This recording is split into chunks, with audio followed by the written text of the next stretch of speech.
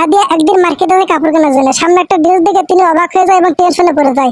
এদিকে তার বান্ধবীরা সেটা দেখে অনেক অট্ট হাসি দেয়, এই মোটু এই ড্রেস পরবে এত স্বাস্থ্য নিয়ে। সেটা সাদিয়া পার্কে গিয়ে একা একা কান্না করে অনেক পরিমাণ। কিন্তু বাসায় গিয়ে বিভিন্ন টেনশন হয় যে এত স্বাস্থ্য নিয়ে আমাকে সবাই টোল করে, আমাকে একটা কিছু করতে হবে। যে কথা সেই কাজ, জিমে ভর্তি হয়ে যান এবং স্বাস্থ্য কামানোর প্রতিযোগিতা করেন এবং স্বাস্থ্য কামানো শুরু করে। প্রথমে প্রথমে অনেক কষ্ট হইতেছিল, কিন্তু কিছু করার নাই, স্বাস্থ্য কামাতেই হবে।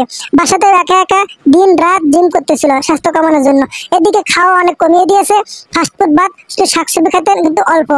এদিকে প্রায় 3 মাস জার্নি করার পর তিনি বুঝতে পারেন তার স্বাস্থ্য অনেক অবনতি হয়েছে এবং তিনি স্মার্ট হয়ে দাঁড়িয়েছেন। একটু দেরি না করে খোদার কাছে প্রার্থনা করেন অসংখ্য ধন্যবাদ, এবং তিনি মনে মনে করেন ওই ড্রেসটা আমি মার্কেটে গিয়ে কিনবো এবং সবার সামনে দিয়ে হেঁটে আসবো, সবাই আমাকে তাকিয়ে দেখবে।